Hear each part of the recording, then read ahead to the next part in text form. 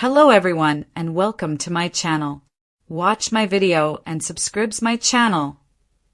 The bright California sky that morning over Los Angeles seemed deceptively calm, carrying no hint of the tragedy that would unfold and forever reshape the lives of the Forrester family.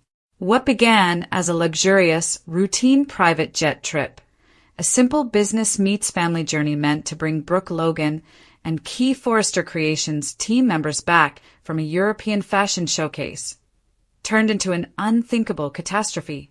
Brooke had always traveled with a flair for style and confidence, her golden hair cascading under the cabin lights, her mind half occupied with the buzz of press coverage and half with the swirling tangle of her personal life.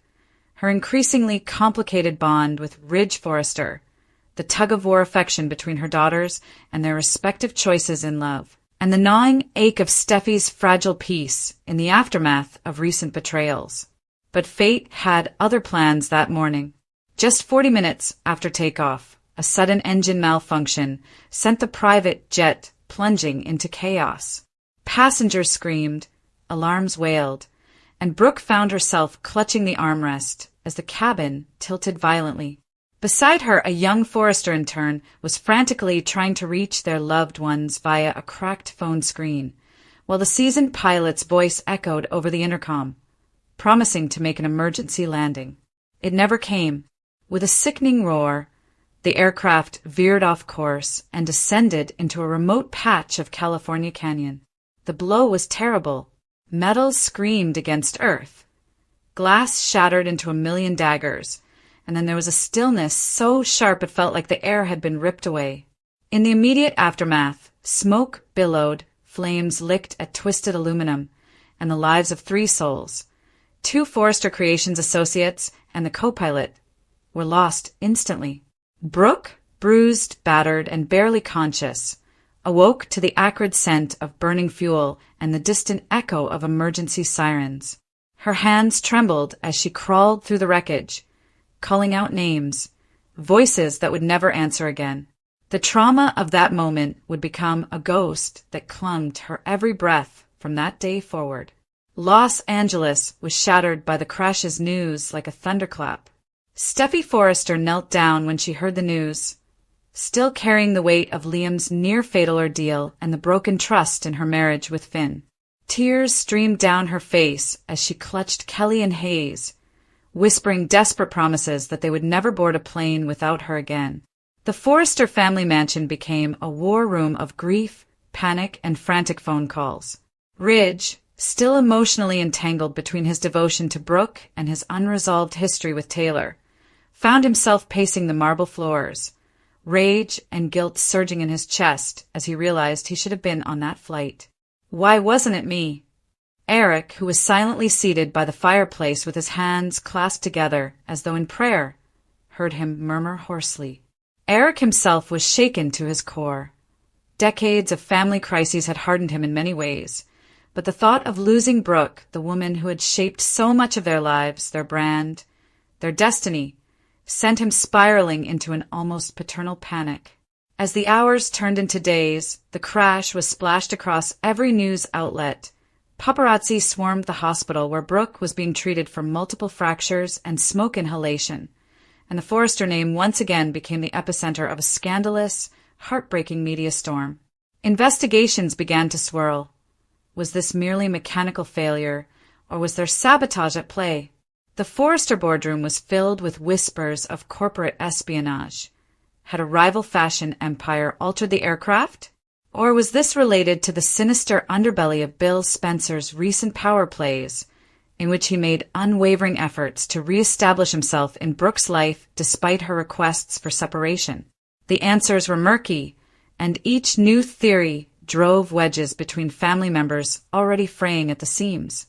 Steffi pleaded with her father to remain by Brooke's side, her tear-stained face indicating that this could be the crucible that rekindled or ended their shattered romance. "She needs you now more than ever, Dad," Steffi whispered, her voice breaking. "Don't let her face this on her own." Yet Taylor, watching from the periphery, felt her old insecurities clawing back. Was Brooke's suffering going to draw Ridge away from her again? After everything they had rebuilt? Meanwhile, Hope Logan stood vigil at her mother's bedside, her hands clasped over Brooke's bandaged ones, silently vowing to make amends for the recent tensions caused by her relationship with Carter Walton and her complicated history with Liam. "We can fix this, Mom," she murmured, tears dripping onto the crisp hospital sheets. "You're going to walk out of here, and we're going to start over, stronger." But trauma leaves fingerprints, and Brooke's would run deep. The once vivacious, unshakable woman began to withdraw, haunted by flashbacks of screams, the deafening roar of the crash, and the sight of lifeless colleagues who would never again walk the halls of Forrester Creations. Nightmares jolted her awake at odd hours, her breath shallow, her mind replaying the moment the sky tilted and the world went black. In the boardroom, chaos reigned. Contracts stalled, major clients hesitated, and whispers of legal repercussions began to loom over their Paris division. The Forrester family now faced not only emotional devastation, but the very real threat of corporate collapse. During a late-night call with Katie, Donna Logan broke down, distraught and feeling guilty for encouraging Brooke to take that flight while she handled the situation in the United States. "What if I sent her to her death, Katie? What if I pushed her into that nightmare?" Katie, herself battling her own resurfacing feelings for Bill amid his sudden gallant displays of support, tried to soothe her sister, but couldn't deny the gnawing truth. Nothing about their lives would ever be the same again. The funerals for the 3 crash victims became a turning point.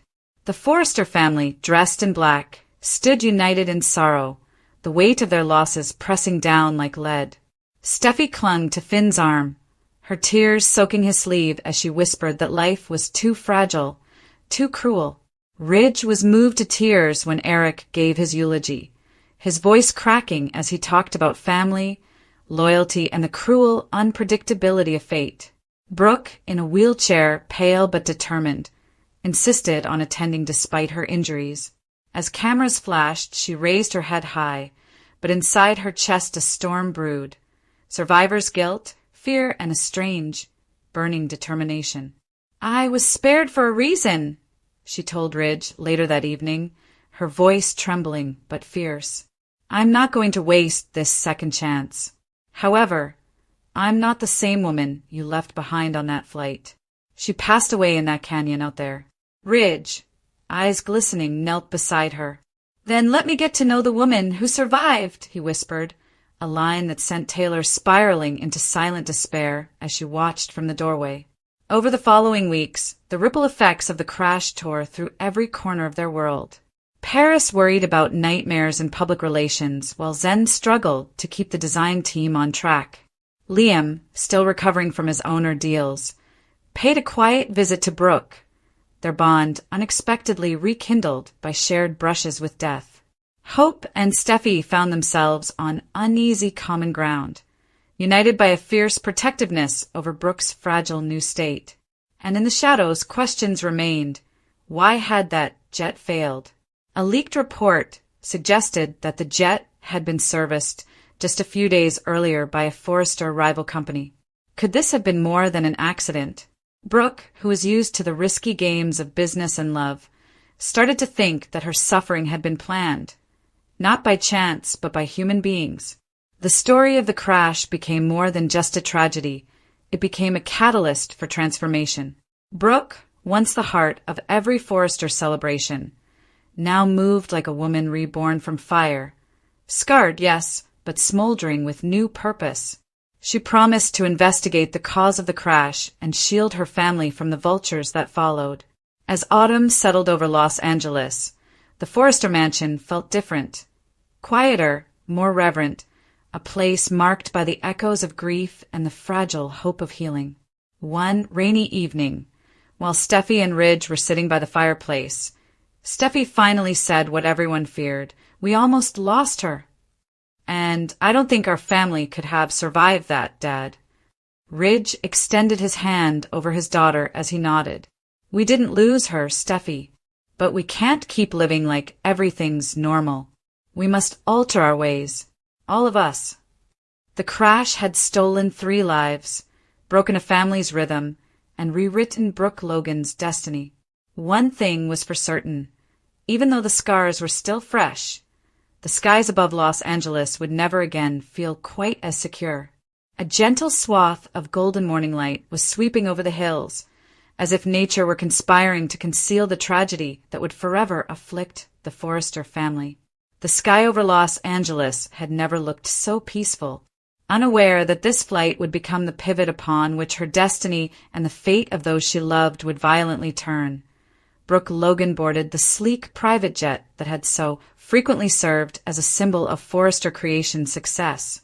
Although she was elegant and tired from a whirlwind European showcase, Brooke Logan boarded the aircraft.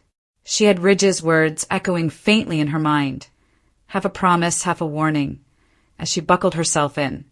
They were close to mending what had been broken, yet still standing on the fragile glass bridge of old wounds and unresolved choices. Steffi, back in Los Angeles nursing the fragile embers of her marriage with Finn, had kissed her father goodbye hours before, her heart heavy with that old familiar worry that somehow, whenever Brooke was involved, storm seemed to follow. The engines roared, champagne was poured, and the cabin was filled with a mix of business excitement and familial chatter. 3 Forrester associates, 1 co-pilot, and Brooke, luminous even in her fatigue. But just 40 minutes into the flight, everything shifted.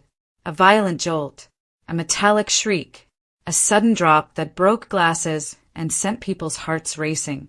Brooke clutched the armrest, her knuckles white, her voice caught in a silent prayer as the pilot's crackling promise of an emergency landing dissolved into chaos.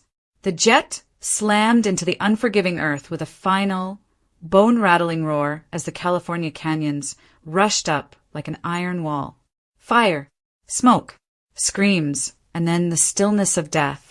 Brooke was left crawling through twisted metal with blood streaking her temple and the pungent odor of burning fuel clawing at her lungs as she called their names into the choking haze after 3 lives, 2 young, bright Forrester talents and the steadfast co-pilot, were instantly extinguished.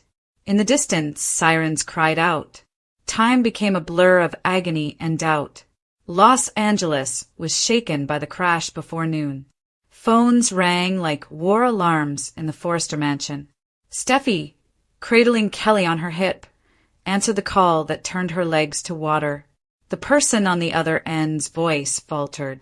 There has been an accident. Brooke is alive, but 3 dead. Survivors in critical condition. Tears carved pathways down her face as she dropped the phone, clutching Finn's arm for support, her mind screaming at the cruel unfairness of it all. After Liam's near-death experience, the betrayals, secrets, and blood that appeared to haunt their lineage, and now this, she had labored so hard to maintain the stability of her family. Ridge, his face pale and drawn, paced the marble floors like a man hunted by fate. He should have been on that plane. He was meant to return with her.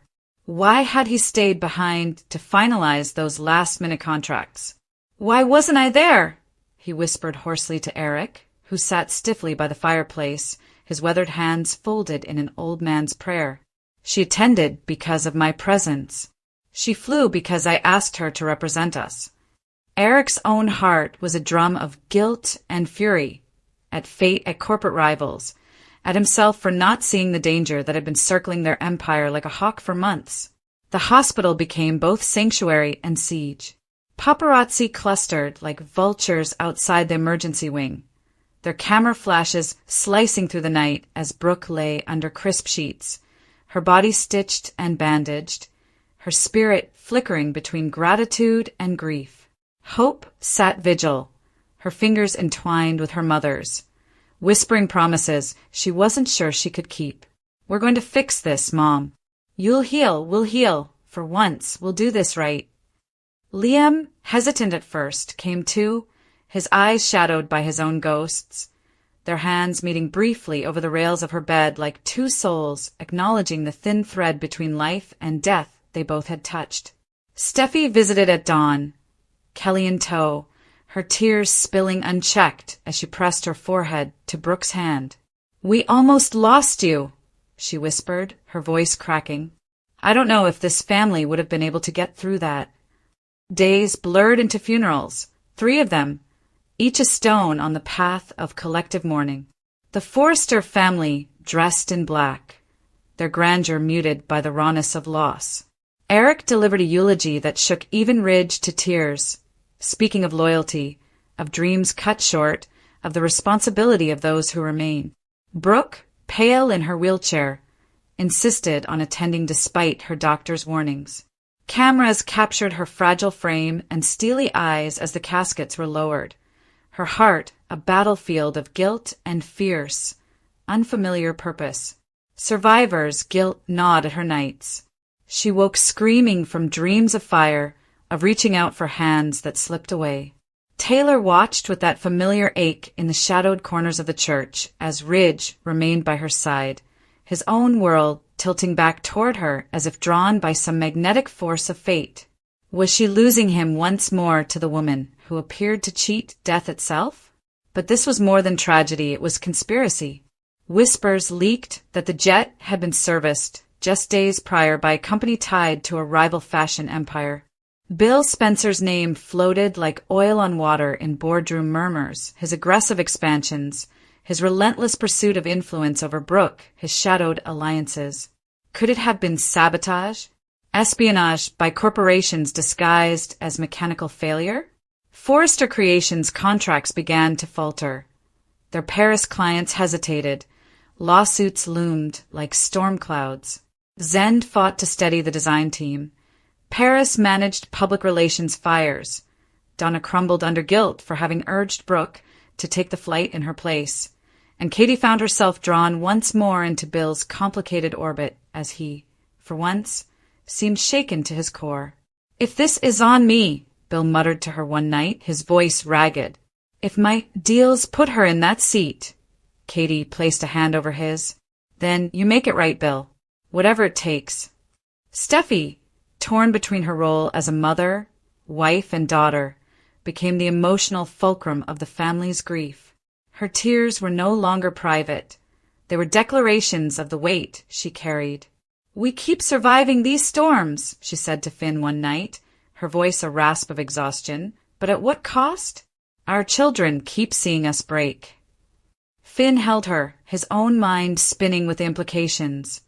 If sabotage was at play, then their family was in someone's crosshairs. Ridge, haunted and restless, finally spoke the truth to Brooke one rain-heavy evening in the hospital. "I can't pretend anymore. Logan, I almost misplaced you. And if that means the past comes roaring back, then so be it." She gave him a look, her face a map of visible and invisible scars. "The woman you kissed goodbye before that flight, she's gone. She died in that canyon. The one sitting here, she's not wasting this second chance." And so a new Brooke emerged, quieter in her movements, sharper in her gaze, no longer content to be the figurehead of a dynasty while others pulled the strings. She began asking questions the board wished she wouldn't. She pushed investigators harder, demanded answers about maintenance logs, security breaches, rival contracts signed in suspicious haste. Her pain became fuel, her scars a crown of warning.